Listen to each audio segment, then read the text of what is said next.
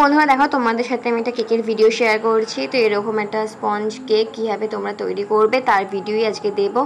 তো চলো পদ্ধতিতে তোমাদের জানা যাবে। প্রথমে আমি এখানে নিয়েছি হ্যাপি বিস্কুট। তো এটাকে প্রথমে আমি একটু ভেঙে নেব গুঁড়ো করার জন্য।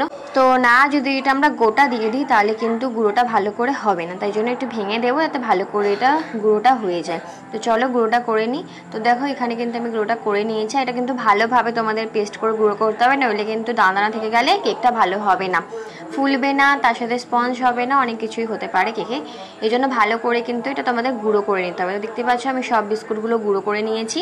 এবার এর মধ্যে আমি দিয়ে দেবো ডাস্ট সুগার বা চিনির গুঁড়ো, তোমরা যেটাই বলো না কেন, তো সেটা দিয়ে এবার আমি দিয়ে দেবো এর মধ্যে বেকিং পাউডার পরিমাণ মতো দেবো। তো আমি আমার একটা পরিমাণ হয়ে গেছে কেক বানাতে বানাতে, তো আমি সেই পরিমাণ হিসেবেই দিয়ে দিই।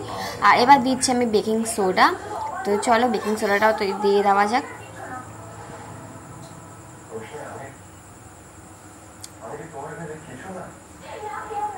এবার আমি এর মধ্যে দিয়ে দেবো একটু কোকো পাউডার।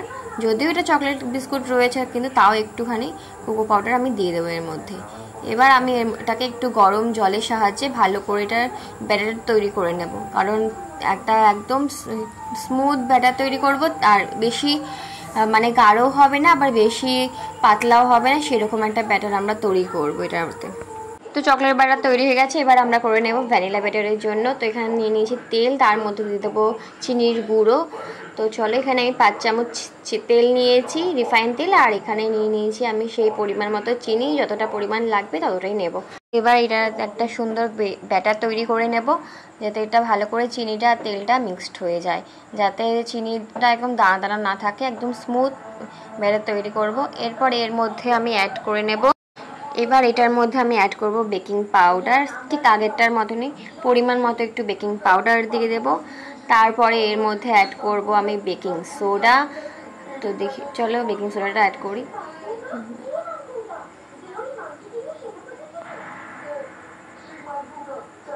এবার আমি এটাতে অ্যাড করে দেবো ভ্যানিলা এসেন্স। তোমরা কিন্তু পরিমাণ মতোই দিবে, আমিও পরিমাণ মতোই কিন্তু এখানে ভ্যানিলা এসেন্স দিয়েছি। এইবার আমি কিন্তু এই সব জিনিসগুলোকে আবার একটু ভালো করে একটু মিক্স করে নেব, যাতে কিন্তু সব কিছু একসাথে মিক্সড হয়ে যায় ভালোভাবে।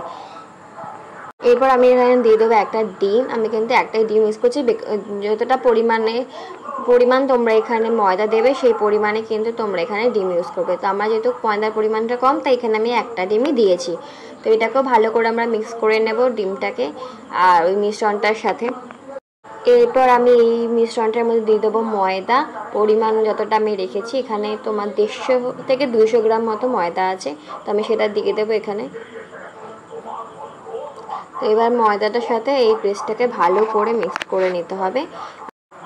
এবার এই ব্যাটারটাকে ভালো করে মিক্স করে নিয়েছি। যেহেতু দেখতে পাচ্ছি একদম ঠিক হয়ে গেছে, তার জন্য এখানে কিন্তু আমি ইউজ করব একটু গরম জল, যেটা একটু ব্যাটারটা পাতলা হতে সাহায্য করবে। তো সব ব্যাটার তৈরি হয়ে যাওয়ার পর এখানে দেখো আমি এটা নিয়েছি 1/2 পাউন্ডের মোল্ড। সেই মোল্ডের মধ্যে 1 চামচ আমি দেবো এখানে ভ্যানিলা ব্যাটারটা আর 1 চামচ কিন্তু চকলেট ব্যাটার। তো এরকম করেই আমরা এটা দেবো, দিয়ে একটু এরকম করে নিলেও হাতের সাহায্যে, তাহলে ব্যাটারটা ঠিকঠাকভাবে যাবে। এবার আমি ওটা সব দেওয়া হয়ে যাওয়ার পর এবার আমি এখানে একটা নিয়ে নিয়েছি টুথপিক, সেটা দিয়ে কিন্তু এরকম ডিজাইন করে নেব, যাতে দেখতে কিন্তু সুন্দর হবে। তো তোমরা এরকম করে ডিজাইন করে নেবে, তাহলে আরও দেখতে সুন্দর হবে। তারপরে কিন্তু বেক করে নেওয়ার পর দেখো ফাইনাল রেজাল্ট হচ্ছে আমার এইটা। কেকটা কতটা সুন্দর দেখতেও হয়েছে, তার সাথে কতটা সফট হয়েছে আমি তোমাদেরকে দেখিয়ে দিই কেকটা। তো দেখেছো কতটা সফট হয়েছে। তো তোমাদের এই কেকের ভিডিও যদি ভালো লেগে থাকে তাহলে অবশ্যই লাইক কমেন্ট শেয়ার করতে ভুলবে না, আর চ্যানেলটাকে সাবস্ক্রাইব করে দেবে। টাটা।